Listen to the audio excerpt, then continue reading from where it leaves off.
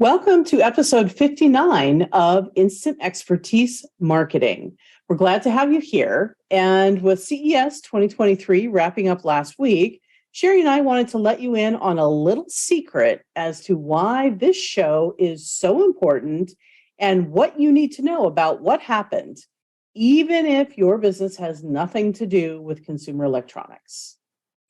I'm Yvette Brown, co-founder of X Promos. I became an entrepreneur at 23 by starting a promotions agency with my then 29-year-old business partner, Sherry Nomadi. Hi, and that makes me Sherry Nomadi. Yvette and I do approach business from very opposite ends of the spectrum, and yet we always come to the same conclusions on how we will help our clients succeed. I'm going to tell you guys, Yvette has been a huge fan of CES for as long as I can remember. But her passion for new technology really finally rubbed off on me when I realized how we could put what we saw in Las Vegas at the show to great use for our business. And this made CES a really invaluable show. Even in the years when we weren't explicitly serving any consumer electronics clients, we gained great value from it. That's good to know, Sherry. I mean, admittedly, I am a sucker for a new shiny object, but I am not alone. Virtually all consumers, including your ICP, crave novelty.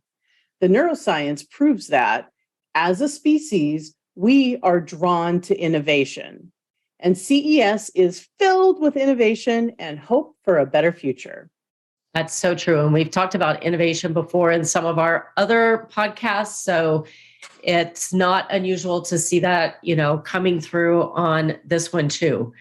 And really, the big CES takeaway here is that as a marketer, you can borrow interest from someone else's innovation to gain the attention of your target audience. It's really that simple. Yeah, and how cool is that? Yes, borrowing interest is an effective marketing strategy that can increase your conversions throughout the customer journey. And a brand, like Sherry sort of alluded to, can borrow interest in a number of different ways. Anything from sponsoring sporting events to celebrity endorsements. But borrowing interest also applies to trends. That's right. And technology trends are really some of the lowest hanging fruit out there, guys. And that's where CES really comes into play. Because you see, by honing in on what's trending at CES, you could identify some amazing potential rewards that you could use as your call to action offers at different points in the customer journey for your audience. And that's exactly right, Sherry. And, unlike a massive sponsorship commitment, tapping into tech trends isn't going to blow your budget. Mm-hmm. So today, specifically, we are going to talk about what's trending at CES 2023 and how you can use that to your advantage in your own CTA offers this year. That's right. But before we get into the details of what we're really most excited about, we should probably explain why Tech Rewards makes such great CTA offers. So first, aligning your brand with a really cool new gadget shows that your brand is forward-thinking and in the know. And as we always say, that matters because along the customer journey, you are working to get your prospect to know, like, and trust you. And that's even way before they even reach out to talk to you directly. That's right. And secondly, prospects covet new tech. And why? Well, we've already said they crave new things, but it's also because it makes them look really cool to their peers. Yeah, and I know that seems really like, oh gosh, but the reality is it's true. Now, we will say trending technology may not apply to every ideal customer persona, but it does attract more prospects than you might imagine. Technology consistently ranks high as rewards that people are most attracted to. Oftentimes, a prospect wants the technology, but they're not ready to get it for themselves. And so when you can provide that reward in exchange for an action, you're delivering something that they're secretly already desiring. And trendy tech also makes for great gifts, whether that's for your audience or even internally. We've used them for things like that, right, Yvette? Right. And that's really the point, Sherry, is that if you think that your prospect really isn't someone who's going to be attracted to a trendy gift, don't overlook the value of what they're going to look like, a hero, to share that, repurposed reward you gave them to a loved one when they're going to turn over that trendy tech gift, because everybody pretty much knows someone who's really would love to have like that new latest and greatest thing. Okay, and now one last reason why. And that is because new tech, over delivers on the price value equation. And what that means is that there's this greater perceived value that your actual cost is greater, which is always, always, always the goal of your call to action offer rewards. Yeah. And that's, we're going to talk more about that secret formula in another podcast. But basically, the idea here is that you want a reward that your prospects think is, oh my God, priceless, is ideal, but something that doesn't cost you very much money, right? Mm-hmm. That is the perfect reward when you get to that part of the equation. But anyway, as we were talking about, before we get to the CES insights themselves, I think it is important that we share a cautionary tale. Okay. I'm going to call it the iPad syndrome. Okay. Many brands, and maybe you're even yourself, has given away an iPad or an Amazon gift card as a call to action offer. That's okay, but that is not the trending technology we're talking about. Okay. For the trending technology to actually boost your conversions, it needs to directly relate to your brand's message. Okay. The reward must reiterate a key benefit of your brand. And as Sherry explained, to be coveted by your ICP, the tech needs to be fresh and new. And that's why iPads don't count. Even if it is the latest and greatest version of the iPad, it's just still an iPad, right? Yeah, kind of like that. All right, so here's a quick example of what Yvette's talking about.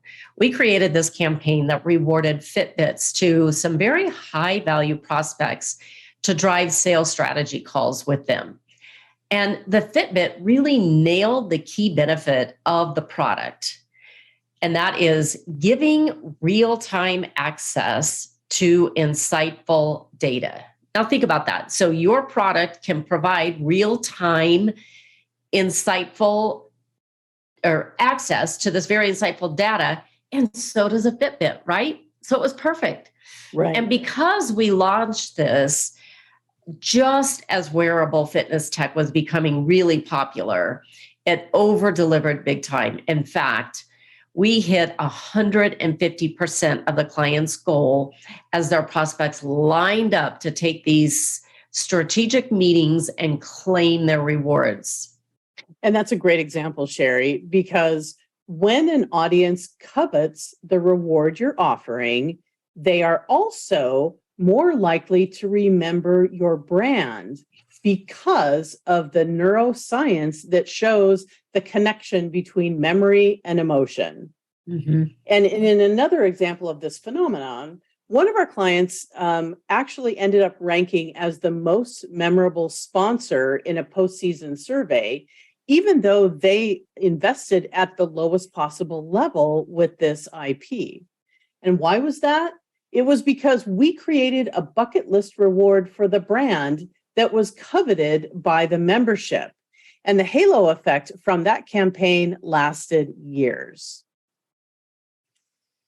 I do want to wrap up on the Fitbit example for a minute, because think about it. If we ran that campaign today, it would not deliver the 150% result of goals because everyone knows what fitness trackers are. And pretty much if you want one, you already have one. Maybe you would upgrade it, but it wouldn't have that I've really been wanting, I really desire that item, wouldn't have that impact.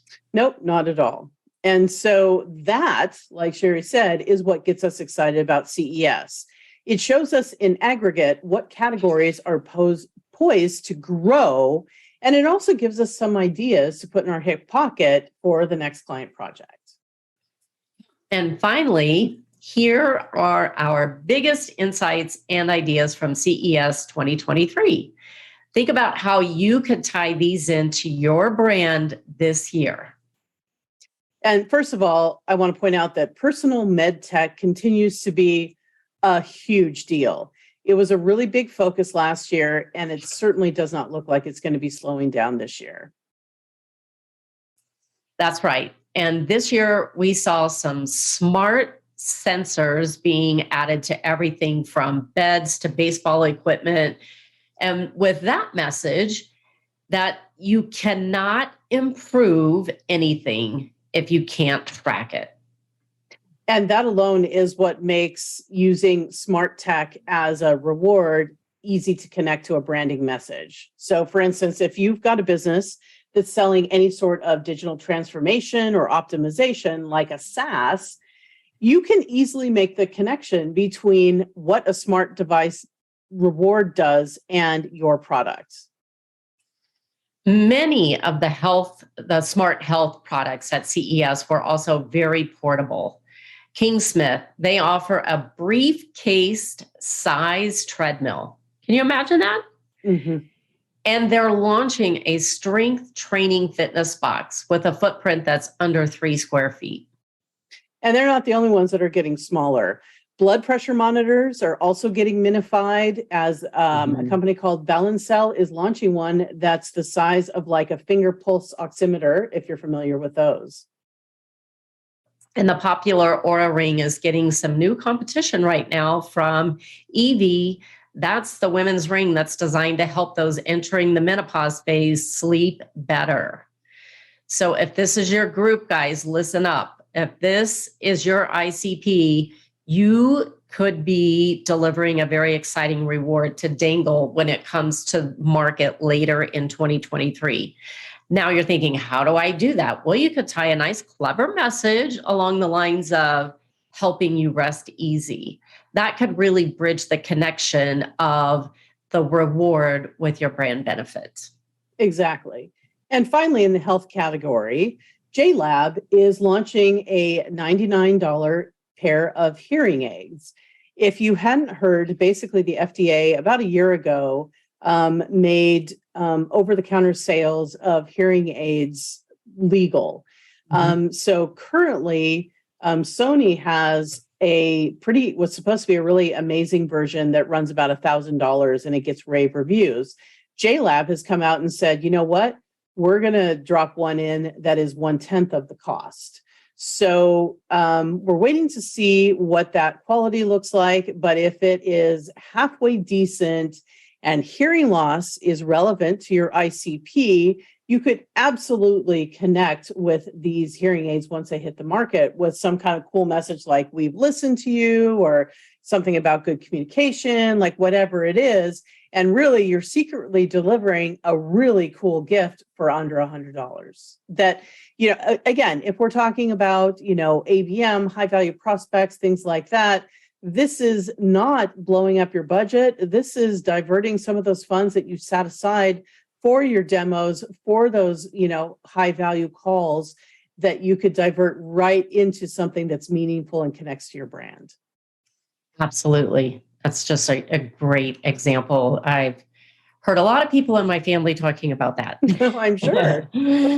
So what else did we learn beyond personal fitness? 2 more quick notes on what else is trending. Yes, it wouldn't be a CES show and it wouldn't be technology if I didn't talk about the metaverse. So first of all, the metaverse is still well and live and growing. One big buzzy award-winning CES accessory, in fact, was the HTC Vive XR Elite VR headset. That is a mouthful. It's almost. Yeah. But this headset, if you're familiar with the Quest 2 VR headset, it's smaller overall, and it's about half the weight of that very popular Quest headset.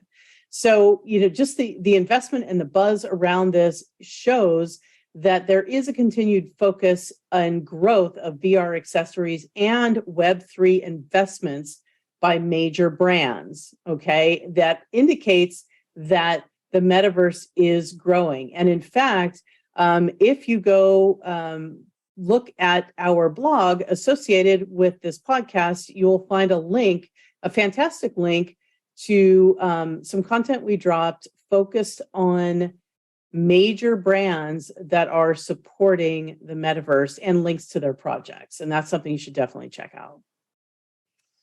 Now, that FTX debacle might slow some investments, but it's not going to stop the Web3 movement. Yeah, and that's exactly it. So if your brand has a presence in the metaverse, as an example, this VR headset is a fantastic reward to reinforce the message and direct your prospects there.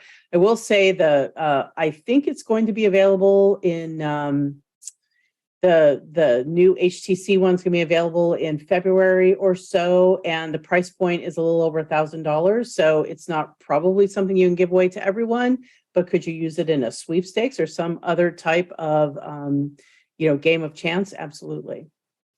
Absolutely. We'd like to end this CES recap with a prize that might not seem all that breakthrough or exciting, but it is TVs. Now, I know we went on a little bit ago about how iPads are, new iterations of the iPad aren't a great gift and all of that. I have to say TVs are. That's what I'm going to say about that. So at CES, LG showed off the first 97-inch wireless OLED TV. And while there's no MSRP yet on it, the wired counterpart is now available for $25,000, if that sort of puts in perspective where that is at. So that is probably, that would blow a lot of budgets. However, the 77-inch TV, which is pretty awesome in and of itself, is about $3,000. And so you're thinking, but what does that matter? Everybody has a TV. Well, while that is true, a giant TV is still a sexy, aspirational prize for the right ICP with the right message. You can build a sweepstakes theme around the idea that bigger is better, or that you're building your ideal environment like a man cave, or you can even tap into a seasonal trigger like watching the big game. There's a number of different ways that you can go with this. But it is certainly something to keep an eye on, because I think that consumers will still be aspiring to get that bigger and better TV. Absolutely. And, it's just like Yvette said, these giant TVs, they can serve as really meaningful tech prizes when it resonates with your ideal customer persona. And of course, don't forget, you must relate it to a key brand benefit. And Yvette gave some great examples for you. Yep. So in closing, we just want to reiterate that there is no easier way to increase your conversions in your marketing, in any marketing campaign along the customer journey, than to get more intentional about your call to action offers. Okay. Borrowing interest from new tech is just one of many ways that you can make this happen without breaking the bank. And as we move through the year, we're going to continue to share more of our best strategies for creating call to action offers that offer conversion. Subscribe to our channel to make sure that you don't miss any episodes. And if you want to read more about these tech rewards to create targeted offers for yourself, look for our newsletter link in the show notes. And that's a wrap. Thanks for listening. We'll be back soon.